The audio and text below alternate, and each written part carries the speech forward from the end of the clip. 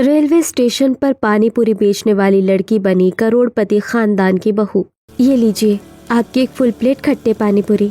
मुझे भी 2 हींग के पानी के साथ 1 प्लेट पानी पूरी देती हूँ। मुझे तुम्हारे हाथ की पानी पूरी बड़ी ही अच्छी लगती है। पता है, जब भी मुझे स्ट्रेस होता है या मैं उदास होती हूँ तो मैं चॉकलेट केक खाने के लिए नहीं बल्कि पानी पूरी खाने के लिए आती हूँ। और बस तुम्हारे हाथ की पानी पूरी में ही वो जादू है जो मेरी सारी टेंशन को खत्म कर देता है। ऐसा क्या? ज्योति तो ऐसी ही पानी पूरी बनाती है जो लोगों की चिंता का चिंता तक चिता चिता कर दे। अब लोग खाओ पानी पूरी और खुश हो जाओ। ज्योति ने ऐसे बोलकर मालती को एक फुल प्लेट पानी पूरी बनाकर दी, जिसके बाद मालती ने उसे काफी खुशी से खाया और ज्योति की बहुत ही ज्यादा तारीफ भी की। ज्योति अभी पानी पूरी बेच ही रही थी कि तभी उसके पास उसके ठिए पर एक टीटी आया और तो कैसा चल रहा है पानी पूरी बेचने का सिलसिला? बाबा आप? अच्छा चल रहा है। आप बताइए कि आपका काम कैसा हो रहा है? थकान तो नहीं हो रही है ना? अरे हाँ, बस थकान का क्या कहना है, अब तो उम्र हो चली है तो अब थकान तो होना आम सी ही बात हो गई है। वैसे अपनी थकान को दूर करने के लिए यहाँ आया हूँ बेटा। लाओ 1 प्लेट पानी पूरी दो। ज्योति ने अपने पिता की बात को सुना और उन्हें भी 1 प्लेट बढ़िया पानी पूरी बनाकर खिला दी। ज्योति एक जवान लड़की थी जो कि एक रेलवे स्टेशन पर पानी पूरी बेचने का काम करती थी। उसका एक छोटा सा पानी पूरी का स्टॉल था जो कि सभी लोगों को बहुत ही ज्यादा पसंद था और उसके हाथ की पानी पूरी सारे दिन तारीफों के पुल बांधते हुए बिकती थी। ज्योति का बाप एक टीटी था जो कि उसी स्टेशन पर काम करता था और दोनों बाप बेटी एक दूसरे को देखकर हिम्मत जुटाया करते थे। ऐसे ही आज के दिन भी ज्योति अपना काम कर रही थी कि तभी कुछ देर बाद, अरे बाबा, आप आज जल्दी घर जा रहे हैं? अभी तो बस 6 ही बजे हैं। हाँ बेटा, वो 8 बजे जो ट्रेन आती है ना, जिसमें मुझे सभी की टिकट्स देखनी होती है, आज वो कैंसिल हो गई है, इसीलिए मैं घर जा रहा हूँ। तू यहाँ स्टेशन पर अकेली क्या करेगी? तू भी बंद करके आ जा। नहीं बाबा, मैं अभी नहीं आ सकती हूँ। आपको जाना है तो आप जाओ, मैं यही हूँ। अभी जब तक यहाँ एक भी शख्स बचा हुआ है, और आप तो जानते हो कि आपकी बेटी अकेले रहने से नहीं डरती है। अच्छे से जानता हूँ मैं अपनी शेरनी को। ठीक है, तुझे जब आना हो आ जाना, लेकिन हाँ ज्यादा देर ना करना। वो क्या है ना, ट्रेन आज नहीं आएगी तो स्टेशन जल्दी खाली हो जाएगा। अनिल ऐसे ही अपनी बेटी को समझाकर चला गया। ज्योति ने स्टेशन पर कुछ देर और पानी पूरी बेची, जिसके बाद ज्योति अपने घर आने के लिए अपने स्टॉल को बंद करने लगी। अभी ज्योति अपना स्टॉल बंद कर ही रही थी कि तभी उसे वहां पर कुछ दिखाई दिया। ये क्या? देखो भी या नहीं, कहीं किसी ने टोना टोटका करवा कर यहाँ तो नहीं रख दिया? यहाँ तो एक मटकी भी है। ज्योति ऐसे ही घबराने लगी। उसके स्टॉल की तरफ किसी ने एक छोटी सी बंद मटकी और एक मटकी में थोड़ा सा सामान रख दिया था। मेरे तो समझ ही नहीं आ रहा है कि मैं क्या करूं। कहीं इसके अंदर कोई जाने दुश्मन वाला भूत ना हो जो मेरे पास जाते ही मेरे पीछे लग जाए। नहीं नहीं, अगर मैंने इसे नहीं देखा और कल को यहाँ पुलिस आ गई तो हो भी तो सकता है कि कोई मुझे फंसवाना चाहता हो। ओहो, मेरी तो समझ ही नहीं आ रहा है। भगवान मेरे साथ है, डरने की क्या बात है। मैं भी ना बेकार में डर रही हूँ, मुझे डरना नहीं है। ज्योति को डर भी लग रहा था, लेकिन वो देखना भी चाहती थी कि आखिर उसके अंदर क्या था। काफी देर तक वो घबराती रही, लेकिन अंत में उसने हिम्मत की और हिम्मत के बलबूते पर वो उसके पास गई और मटकी के अंदर का सामान देखकर वो हैरान हो गई। अरे, ये मटकी किसी के जादू टोने की नहीं है, बल्कि इसमें तो शायद कोई बंद है। ये अस्थियों की मटकी है और इतना सारा सोना। हे भगवान, मेरी तो समझ ही नहीं आ रहा है कि ये किसकी अस्थियां है और ये सामान यहाँ क्या कर रहा है। एक काम करती हूँ, इससे पहले इसे कोई और देखे और मेरे ऊपर गलत सलत इल्जाम लगे, मैं खुद ही पुलिस को इस बारे में बता देती हूँ। ज्योति ने जरा भी रिस्क नहीं लिया और उसने सीधा पुलिस को फोन मिलाया। कुछ ही देर में पुलिस स्टेशन पर आई और अच्छा, तो ये अस्थि की मटकी और ये सोना और जेवरात तुम्हें यहाँ अपने स्टॉल के पीछे पड़े हुए मिले हैं? हाँ जी इंस्पेक्टर, मैंने तो बस स्टॉल को घर जाने को बंद किया था, लेकिन पीछे देखा तो कांड हो गया था। देखो, हमें सच सच बताओ कि तुम्हें ये अचानक से मिले हैं या तुमने इन्हें चुराया है? अरे इंस्पेक्टर साहब, अगर मैं ये चुराती तो मेरा दिमाग का सठियाया हुआ है कि मैं आपको फोन करके बुलाती। और कसम है नस्तियों के अंदर बंद इंसान की, अगर मैंने इसको चुराया हो ना तो इसकी आत्मा आपके पीछे लग जाए। हैं? ये क्या बोल रही हो? मेरे छोटे छोटे बच्चे हैं, इनकी आत्मा को मेरे पीछे क्यों लगवाना है? अरे सर, मैंने चोरी की ही नहीं है ना, इसलिए इतने कॉन्फिडेंस के साथ बोला। अब बताइए कि आपको इसका क्या करना है। देखो, अगर ये नॉर्मल किसी के जेवर होते तो हम इसको स्टेशन में ले जाते, लेकिन ये किसी गुजरे हुए इंसान के साथ हैं, तो मतलब इनकी अहमियत बहुत ज्यादा है। और पुलिस स्टेशन में इन्हें रखने से अगर इनका मालिक इन्हें नहीं ढूंढ पाया तो बोझ हमारे ऊपर रह जाएगा, या हो सकता है इनकी आत्मा सच में ही हमारे पास आ जाए। इसलिए इसको तुम ही रखो। अगर कोई ढूंढता हुआ परेशान सा आए तो उसको दे देना। मैं रखूं? नहीं इंस्पेक्टर, मैं नहीं रख सकती हूँ। ज्योति ने पुलिस को काफी समझाने की कोशिश की, लेकिन वो लोग नहीं माने और अंत में ज्योति को ही उस अर्थी की मटकी और जेवर को छुपा कर रखना पड़ा। इस मटकी में जो कोई भी है, आप मेरी बात सुन ले। मैं कभी भी कोई गलत काम नहीं करती हूँ। आप जिसके घर से भी आए हो ना, मैं उसको ढूंढकर आपको आपकी सही जगह पर भेज दूंगी। लेकिन बस आप भूत बनकर रात को मुझे नहीं डराना। हाँ चलो, ये सामान तो छिप गया। मैं चाहती तो इसे अपने घर ले जाती, लेकिन घर जाने पर माँ बाबा न जाने क्या समझते। बचपन से लेकर आज तक मैंने कभी कोई ऐसा काम नहीं किया जिस पर मेरे बाबा और माँ को मुझसे ये पूछना पड़ा हो कि ये चीज कहाँ से ली। और अगर अब अचानक से मैं इतने जेवर लेकर घर जाऊंगी तो उन्हें शक होगा। इसीलिए सामान को मैं कहीं लेकर नहीं जा सकती हूँ। उनका भरोसा नहीं तोड़ सकती हूँ। मेरे माँ बाबा ने मुझे तब संभाला था जब मेरा इस दुनिया में कोई नहीं था। इसीलिए मेरे लिए वो इस दुनिया की सबसे कीमती दौलत है। ज्योति ऐसे बोलकर अपने पुराने दिनों में खो गई, जब वो छोटी थी। माँ, पापा, आप दोनों मुझे छोड़कर ऐसे नहीं जा सकते हो। भैया, भैया क्या हुआ माँ बाबा को? इन्हें बोलो ना कि आंखें खोले, मुझसे बात करे। कुछ तो बोलो भाई। संभाल खुद को ज्योति, तेरे माँ बाबा अब नहीं रहे। ये तो बस मात्र शरीर है, लेकिन जो जान इनके अंदर थी ना, वो भगवान ने अपने पास बुला ली है। नहीं, भगवान जी मेरे बाबा और माँ को नहीं बुला सकते। उन्होंने नहीं बुलाया है। मेरे माँ बाबा तो दवाई लेने गए थे, उन्हें डॉक्टर ने बुलाया था। उन्होंने जरूर मेरे बाबा और माँ को सोने की दवाई दी होगी। उन्हें नींद नहीं आई थी ना रात को। भैया आप आवाज दो ना, माँ उठ जाएंगी। मुझसे शायद माँ नाराज है। नन्ही ज्योति को सब्र आने को नहीं था। उसकी आंखों के सामने उसके बाप और माँ की लाश रखी हुई थी और उसका भाई जतिन बस एक पुतले की तरह एक कोने में खड़ा हुआ था। ज्योति एक गरीब बच्ची थी जो कि अपने घर में अपने एक भाई और माँ बाप के साथ रहती थी। लेकिन ज्योति के माँ बाप का आज एक कार से अचानक एक्सीडेंट हो गया और वो दुनिया से विदा ले गए। ज्योति छोटी थी, इसीलिए उसे ये बात समझ ही नहीं आ रही थी। वो ऐसे ही तड़पती रही और कुछ ही देर में उसके माँ बाप का जनाजा उठ गया। ज्योति बेचारी हर रोज अपनी माँ को याद करके मरती थी और रोजाना भगवान से अपने माँ बाप को वापस भेजने की कामना करती थी। ऐसे ही एक महीना गुजर गया और जब ज्योति को एहसास हुआ कि उसके माँ बाबा अब कभी नहीं आएंगे, तो ज्योति का मन उदास हो गया। वो बस अकेले घर में रोती रहती थी। माँ, बाबा, अगर तुम दोनों भगवान जी के पास हो तो उनसे बोलकर मेरे पास क्यों नहीं आ जाते हो? मैं कब से आपकी राह देखती हूँ। भैया काम पर चले जाते हैं, मैं आपका इंतजार करती हूँ। मुझे अंधेरे से डर लगता है, मुझे आपकी याद आती है। आ जाओ ना। ज्योति बाहर आ रही हूँ भैया। भैया ये कौन है? तू माँ और बाबा को बहुत ज्यादा याद करती है ना, तो देख घर में तेरा मन लग जाए और तू अकेला महसूस ना करे, इसलिए मैं तेरी भाभी ले आया हूँ। अब तुझे कभी भी अकेलापन महसूस नहीं होगा। जतिन ने ज्योति की खातिर शादी कर ली। अपनी भाभी को देखकर ज्योति को ऐसा लगा कि जैसे उसकी माँ ही घर में आ गई हो। वो बहुत ही ज्यादा खुश हुई। भैया ये मेरी भाभी है, मेरी प्यारी भाभी। अरे वाह, अब मैं घर में अकेली नहीं रहूंगी। अब मुझसे बात करने और मेरा ध्यान रखने को मेरी भाभी जो आ गई है। ये पता है भैया, अभी तो मैं माँ से बात ही कर रही थी कि माँ आप क्यों नहीं आती, और देखो माँ ने भाभी को मेरे पास भेज दिया। जिसके बाद उसने खुशी से अपनी भाभी को अंदर बुलाया और उसका स्वागत किया। ज्योति को लगा था कि अब से वो हमेशा अपनी भाभी के साथ खुश रहेगी, लेकिन इतनी आसानी से उस बच्ची के भाग्य में खुशियां नहीं आने वाली थी।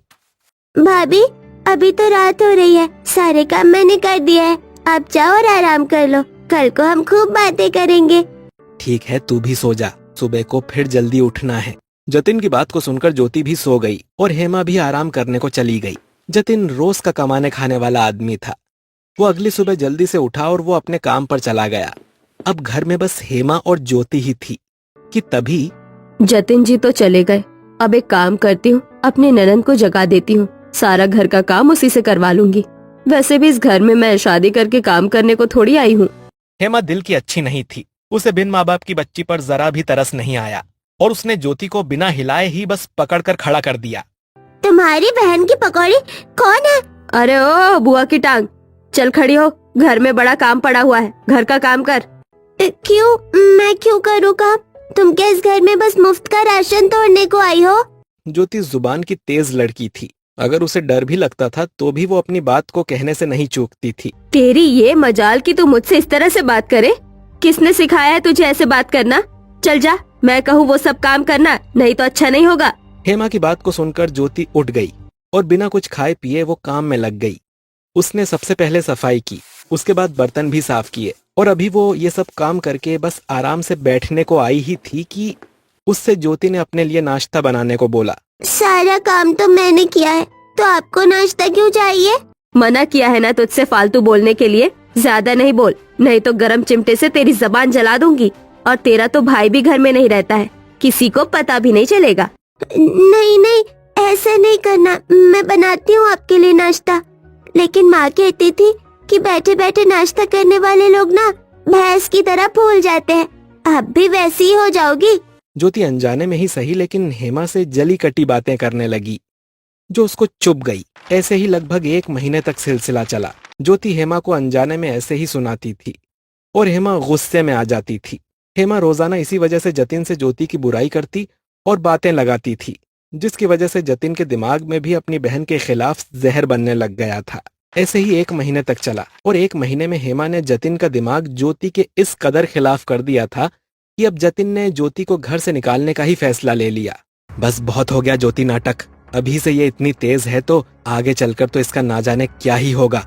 तुम चिंता मत करो हेमा, अब तुम्हें कल ज्योति से छुटकारा मिलेगा। हम कल घूमने के बहाने से ज्योति को लेकर जाएंगे और रेलवे स्टेशन पर ही उसे कहीं छोड़ देंगे। ज्योति रेलवे के रास्तों को जानती भी नहीं है तो वो वहां से कभी नहीं आ पाएगी। जतिन ने ऐसे ही प्लान बनाया और जैसे उसने सोचा था अगले दिन दोनों पति पत्नी ने वैसे ही किया और सुबह सुबह ज्योति को घुमाने के बहाने से स्टेशन पर ले आए। अरे वाह, आज तो मैं अपने भाई और भाभी के साथ घूमूंगी, मजा आएगा, ये। ज्योति बेचारी खुश हो रही थी लेकिन उसे क्या पता था कि ये सब बस उसके खिलाफ साजिश थी। कुछ ही देर के बाद जब वो अपने गांव से दूर निकल आए तो जतिन और हेमा ज्योति के साथ ट्रेन से उतर गए और उसको बिना बताए ही दूसरी ट्रेन में बैठकर उससे दूर चले गए। अब ज्योति स्टेशन पर अकेली थी। भैया भाभी कहाँ चले गए? हम सभी तो घूमने के लिए आए थे। भैया भाभी आप दोनों कहाँ हो? भैया कहीं वो मुझे बोल तो नहीं गए ना? ज्योति की आंखों में परिवार के खोने का डर दिखाई देने लगा। उसके अब समझ नहीं आ रहा था कि वो क्या करे।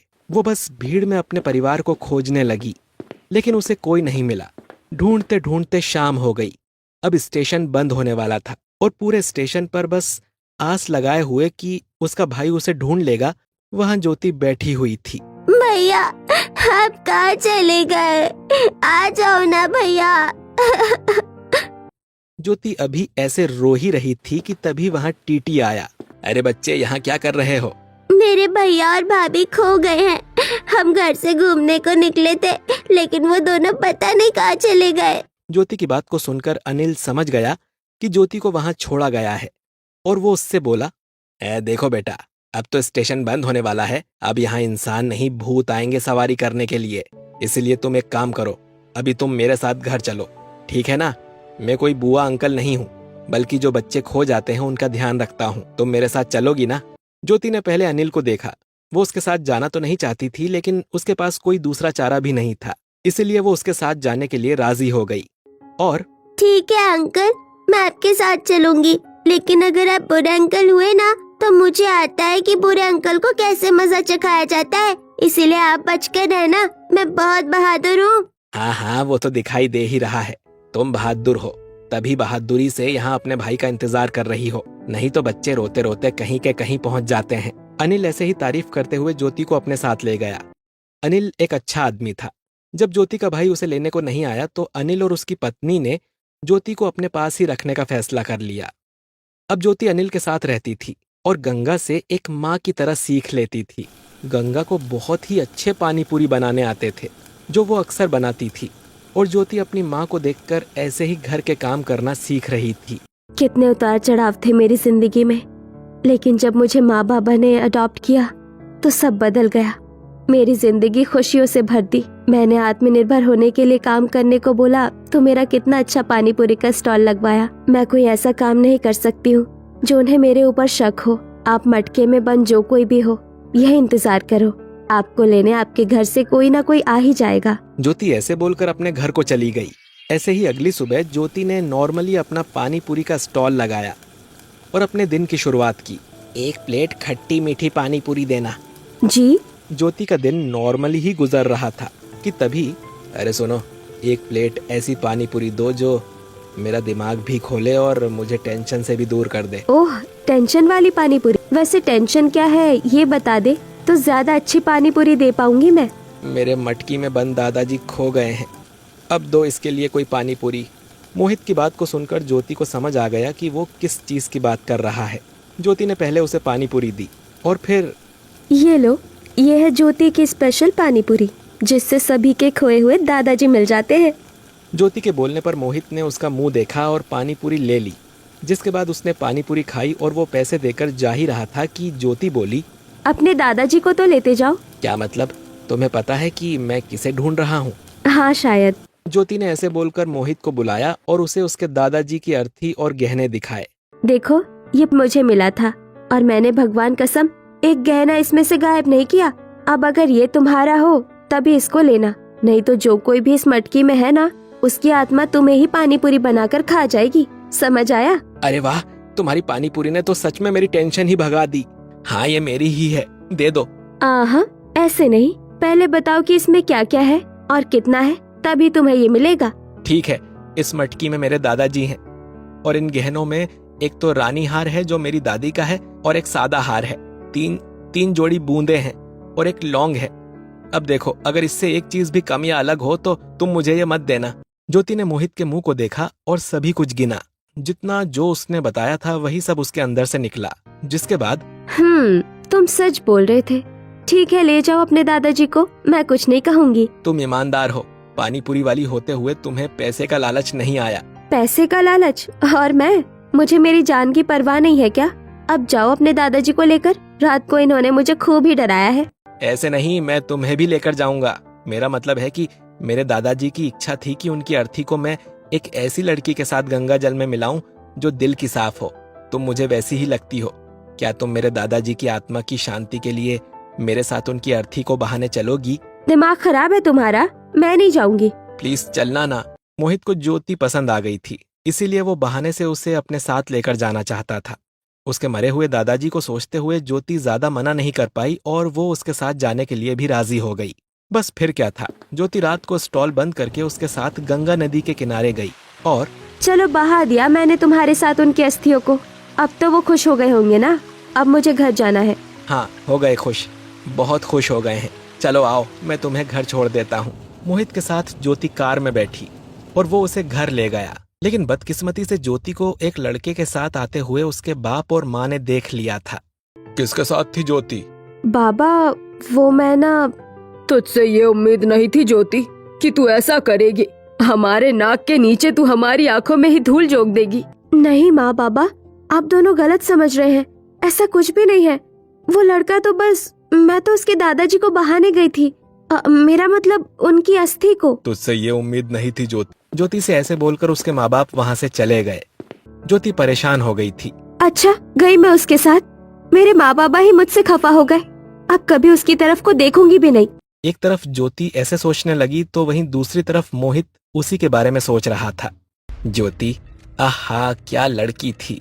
ऐसे ही अगला दिन आया और ज्योति हमेशा की तरह रेलवे पर अपना स्टॉल खोलकर खड़ी हो गई।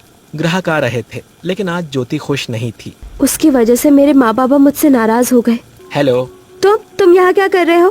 पानी पूरी खाने आया हूँ। जाओ, मेरी दुकान पर नहीं है तुम्हारे लिए कोई पानी पूरी। तुम्हारी वजह से मेरे माँ बाबा मुझसे नाराज हो गए। मैं कोई पानी पूरी नहीं दूंगी तुम्हें। नाराज हो गए? अरे पर, जाओ यहाँ से, आइंदा यहाँ कभी नहीं आना। ज्योति ने यह बात बहुत तेज स्वर में बोली, जिसके बाद मोहित वहाँ से चला गया। अनिल ने भी ज्योति को उस पर चिल्लाते देखा था। मोहित के जाने के बाद अनिल आया। ये क्या किया तूने बेटा? तो और क्या करती बाबा, ये वही इंसान है जिसने मुझे लेकर आपके दिमाग में गलतफहमी बनाई है। बेटा मुझे माफ कर दे, जो मैंने तेरे ऊपर शक किया आइंदा कभी नहीं करूंगा। मुझे यकीन हो गया है कि मेरी बेटी बेकसूर है। अनिल के ऐसे बोलने पर ज्योति उससे लिपट गई। अब ज्योति की जिंदगी में तो सब ठीक हो गया था, लेकिन मोहित अब परेशान था। अब मैं क्या करूं? ज्योति तो मुझसे बात भी नहीं कर रही है, लेकिन कुछ तो करना पड़ेगा। मोहित को ज्योति अच्छी लग रही थी। उसे अब चिंता हो रही थी कि वो ज्योति से कैसे बात करेगा। 2-3 दिन मोहित के ऐसे ही फिक्र में गुजर गए। आज भी वो गुमसुम सा ही था कि उससे उसकी माँ ने पूछा, मोहित, क्या बात है?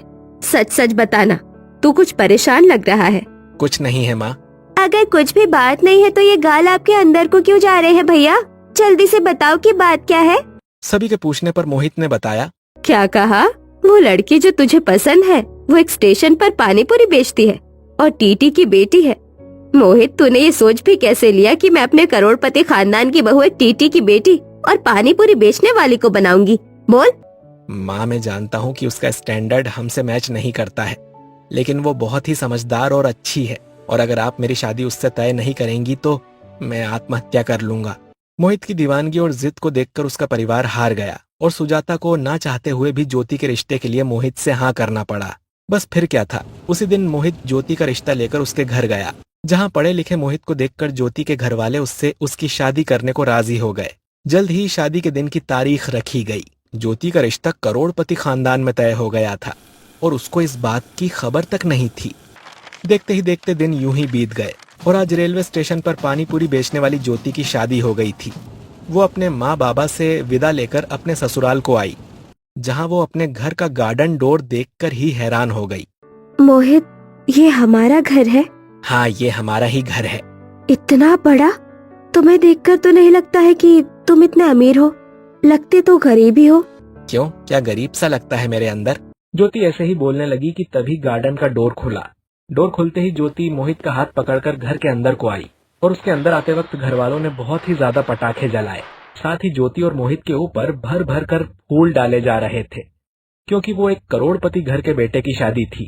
अरे वाह, ये सब तो बिल्कुल ऐसा लग रहा है जैसे कि सपना हो। ज्योति मन में ऐसे ही खुश होते हुए आगे बढ़ी।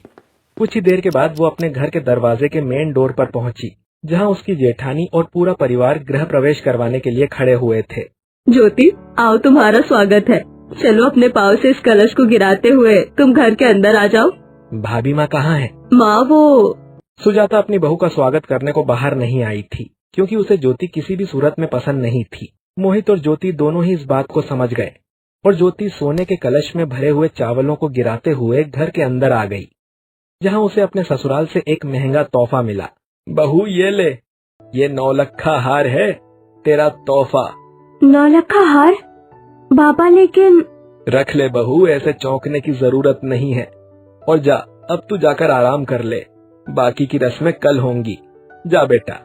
अमरेश की बात को सुनकर ज्योति अपने करोड़पति ससुराल के कमरे में गई और आराम करने लगी। अगली सुबह ज्योति जल्दी उठ गई और तैयार होकर वो सभी के लिए पहली रसोई का खाना बनाने को आ गई। सभी ने बोल दिया है कि जो मुझसे अच्छे से आता हो वो चीज बना दो, तो एक काम करती हूँ, मुझसे सबसे ज्यादा अच्छे से तो पानी पूरी ही बनानी आती है, तो मैं सभी के लिए पानी पूरी बना देती हूँ और साथ में पूरी सब्जी और बिरयानी बना देती हूँ। मीठे में सभी के लिए खीर बन जाएगी, तो मेरी पहली रसोई का खाना सभी को बहुत ही ज्यादा अच्छा लगेगा। ज्योति ने अपने मन में जो जो सोचा वो वही सब बनाने को लग गई। भाभी, क्या क्या बना रही हो? मैं पानी पूरी, साथ में पूरी और सब्जी, बिरयानी और खीर। सारी अच्छी चीजें ही है। ठीक है, आज तो खाना खाने में मजा आ जाएगा। भाविका की बात को सुनकर ज्योति को खुशी हुई। कुछ ही देर के बाद उसका खाना बन गया और उसने उसे टेबल पर लगाया। सभी घर वाले भी खाना खाने को आ गए थे। और ये क्या बना कर रख दिया है? यहाँ तेरे जैसी 2 कौड़ी की औकात वाले लोग नहीं रहते हैं, समझ आया? ये पानी पूरी किसके लिए बनाई है? ये करोड़पति लोगों का घर है, तेरी पानी पूरी की रेडी नहीं है। लेकिन बस क्या कह सकते हैं, एक पानी पूरी वाली और बनाएगी भी क्या? माँ, ऐसे क्यों बोल रही हो? और ज्योति की पानी पूरी में क्या दिक्कत है? पानी पूरी क्या खाने की चीज नहीं होती है? नहीं नहीं, होती है पानी पूरी कोई खाने की चीज। ये बताओ कि क्या आज तक मैंने तुम्हें पानी पूरी खाने दी है? हमेशा ऐसा कुछ मैंने तुम्हें 5 स्टार होटल का खिलवाया है, और यहाँ एक पानी पूरी वाली के हाथ का मैं तुम्हें नहीं खिलवा सकती हूँ। लेकिन माँ, ये खाना तो घर में ही बनाया हुआ है ना, वो भी अच्छी क्वालिटी के सामान से। तो मैंने बोल दिया तो बस बोल दिया, इसे कोई नहीं खाएगा। सुजाता की बात को सुनकर सभी मजबूर हो गए और किसी को भी उसकी वजह से ज्योति के हाथ की पानी पूरी खाना नसीब नहीं हुआ। बेचारी ज्योति भी उदास हो गई थी, क्योंकि उसने सबसे ज्यादा मन से पानी पूरी ही बनाई थी। कुछ ही देर के बाद सभी खाना खाकर उठ गए और ज्योति उदास सी अपने कमरे में आ गई। अभी वो कमरे में ही थी कि सुजाता की सहेलियां उसके घर आईं। सुजाता डार्लिंग कैसी है? अरे आओ आओ, आज सूरज किस दिशा से निकला था जो तुम्हारा दीदार हुआ है? बस तेरी बहू का बहाना लगाया है, तूने दावत करवाई थी लेकिन हम आ ही नहीं पाए, इसीलिए हम दोनों आज आ गए हैं। बहू कहाँ है तेरी, हमें मिलवाना। हाँ हाँ तुम बैठो, बहू से क्या मिलना है? उसे तो मैं ही अपनी बहू नहीं मानती हूँ। वो मेरी बहू नहीं है, वो रेलवे स्टेशन पर पानी पूरी बेचने वाली है। मेरे बेटे को पता नहीं क्या दिखाई दिया था उसके अंदर। कोई बात नहीं है, चाहे वो कोई भी है, तुझे तो बस उसका नेचर देखना चाहिए। और मिला, उस पानी पूरी वाली को जरा बुला कर लिया, मेरी सहेली आई है। सुजाता की बात को सुनकर उर्मिला ज्योति को बुलाने उसके कमरे में आ गई, जिसके बाद ज्योति सर पर पल्लू रखकर एकदम तमीज के साथ पानी लेकर माधुरी और कमला के पास गई। नमस्ते, ये लीजिए पानी। नमस्ते बेटा, कितनी सुंदर बहू है तेरी तो सुजाता, सच में बहुत ही ज्यादा प्यारी बहू है। अच्छा ज्योति, हमने सुना है कि आज तुम्हारी पहली रसोई की रस्म हुई थी, तो क्या बनाया? कुछ हमें भी मिल सकता है? जी हाँ, क्यों नहीं, मैंने पानी पूरी बनाई है, आप लेंगी? हाँ जरूर, क्यों नहीं। माधुरी की बात को सुनकर ज्योति खुश हो गई और वो उन दोनों के लिए पानी पूरी ले आई। पहले तो सुजाता का मुंह ही बन रहा था, लेकिन जब माधुरी और कमला ने ज्योति की बनाई हुई पानी पूरी को शौक से खाया तो वो उनका मुंह देखने लगी। बेकार है ना, घटिया स्वाद एकदम। नहीं सुजाता, बिल्कुल भी नहीं, बल्कि ये तो बहुत ही ज्यादा स्वादिष्ट है।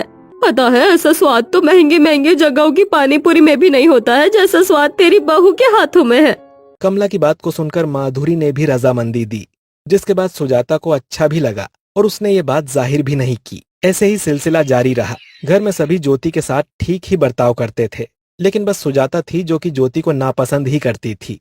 ऐसे ही आज के दिन सुजाता का परिवार एक बड़ी पार्टी में जा रहा था। यहाँ जाने से पहले उसके घर में बहस हो रही थी। नहीं, इतनी बड़ी शादी है, वहाँ कितने बड़े बड़े लोग आएंगे, विदेश से भी लोग आएंगे। इस पानी पूरी वाली को तुम सभी चाहते हो कि मैं उस पार्टी में ले जाकर अपनी बेइज्जती करवा लूं? ये पार्टी में नहीं जाएगी, क्योंकि मुझे पता है ना तो इसने ऐसी शादियाँ देखी होंगी, ना कभी सपने में भी ऐसी जगहों का अनुभव किया होगा। ठीक है माँ, अगर पानी पूरी वाली नहीं जाएगी तो पानी पूरी वाली का पति भी नहीं जाएगा। मोहित जिद छोड़ दे यार, माँ सही बोल रही है, तू चलना। नहीं, मैं नहीं जाऊंगा। जिसको जाना हो जाओ, और जिसको इस पानी पूरी वाली के साथ रुकना हो रुक जाओ, मैं किसी को नहीं रोकूंगी, ठीक है? सुजाता की बात को सुनकर कोई नहीं रुका और मोहित ही अपनी पत्नी के साथ घर में रह गया। ज्योति को करोड़पति ससुराल में आने के बाद कदम कदम पर यह याद दिलाया जाता था कि वो एक पानी पूरी बेचने वाली गरीब सी लड़की है। दावत में आने के बाद सुजाता को मोहित के ना होने की वजह से अच्छा नहीं लग रहा था। माँ, मेरा बेटा नहीं आया, सब मेरी ही गलती है। माँ क्या सोच रही हो? हाँ, कुछ नहीं, कुछ भी नहीं। सुजाता को गिल्ट महसूस हो रहा था, लेकिन वो उसे जाहिर नहीं कर रही थी। ऐसे ही दिन गुजरे। सुजाता अभी तक ज्योति को एक्सेप्ट नहीं की थी। बेचारी ज्योति की घर में अभी भी जगह पानी पूरी वाली के नाम से ही थी। ऐसे ही सिलसिला जारी था और आज के दिन मोहित बहुत ही ज्यादा परेशान था। मैं क्या करूं? मोहित, क्या बात है बेटा, इतना परेशान क्यों है तू आज? बाबा, वो जो अमेरिका वाले क्लाइंट्स हैं ना, जिनसे डील लेना मेरे लिए बहुत ही इम्पोर्टेंट है, उन्होंने मेरे आगे एक डिमांड रख दी है। अगर वो पूरी नहीं हुई तो मुझे वो डील नहीं देंगे। और वो डिमांड ये है कि उन्हें कुछ एक्स्ट्रा ट्रीट किया जाए, कि उन्हें वो नया लगे और अच्छा लगे। मैं क्या करूं? मोहित की बात को सुनकर सभी उसके पास ही आ गए और सभी अपनी अपनी राय देने लगे। भैया, आप इन्हें किसी अच्छे महंगे रेस्टोरेंट ले जाना, वो उन्हें अच्छा लगेगा।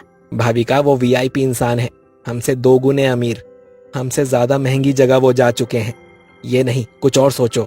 अच्छा, तो उन्हें कुछ खिलाकर देख लेना। अरे नहीं माँ, सभी ऐसे ही सोच रहे थे कि तभी ज्योति बोली, मैं अगर कहूँ कि आप उन्हें कल घर बुला लीजिए, बाकी का काम मुझ पर छोड़ दीजिए, तो मंजूर होगा आपको? बस पानी पूरी वाली, औकात में बात करो। तुम्हारे दिमाग में कुछ चल रहा है क्या? मोहित की बात को सुनकर सभी चौंक गए। किसी को अंदाजा नहीं था कि ज्योति क्या करती। जैसे ही अगला दिन आया, मोहित ने अपने क्लाइंट्स को अपने घर इनवाइट कर दिया। वहीं ज्योति रसोई में थी। कुछ ही देर के बाद विलियम और जॉर्ज आ गए और ज्योति ने उनके आगे अपनी हाथों की बनाई हुई तरह तरह की पानी पूरी लगाई। ये लीजिए, ये है सूजी की पानी पूरी, ये वाली है आलू की पूरी, ये लहसुन का पानी है, ये वाला हींग का पानी है, ये पुदीने का है, ये आम का है और ये वाला मीठा पानी है, ये खट्टा है और ये खट्टा मीठा मिक्स है। इधर आपको मिलेगा स्वीट चॉकलेट पूरी जिसमें स्ट्रॉबेरी के साथ चलते पूरी, वनीला पूरी, फाइन चोको पूरी एंड मिक्स फ्रूट पूरी। ज्योति की बात को सुनकर दोनों क्लाइंट उसका मुंह देखने लगे। घर वाले भी डर गए और सभी लोगों को लगा कि अब उन्हें वो डील नहीं मिलेगी कि तभी क्या बात है, घर की बनाई हुई पानी पूरी, ये देसी है, कल्चरल है और इतने फ्लेवर्स के साथ ये हमारे लिए बहुत ही यूनिक भी है, क्यों है ना? सही कहा, हम किसी ऐसी ही चीज की उम्मीद लगाए हुए थे और मोहित तुमने हमें खुश कर दिया। ये डील हम तुम्हें ही देंगे। क्या? जॉर्ज और विलियम की बात को सुनकर मोहित पहले हैरान हुआ और फिर वो बहुत ही ज्यादा खुश हो गया। ये सब बस ज्योति की वजह से ही हो पाया था। जब दोनों क्लाइंट पानीपुरी खाकर चले गए तब मोहित सुजाता से बोला, हाँ तो माँ, अब आप अपनी पानीपुरी वाली बहू के लिए क्या कहेंगी? आज तो मैं भी कहूंगी कि मेरा दिल खुश हो गया। सच में बहू, सच में आज तूने साबित कर दिया कि पानी पूरी बेचने वाली थी तो क्या, तू इस घर में रहने के और मेरी बहू कहलाने के भी लायक है। सुजाता ने ऐसे बोलकर ज्योति को गले लगाया। अब ज्योति को उसका परिवार मिल चुका था। ज्योति बहुत ही ज्यादा खुश हुई और सभी खुशी खुशी रहने लगे।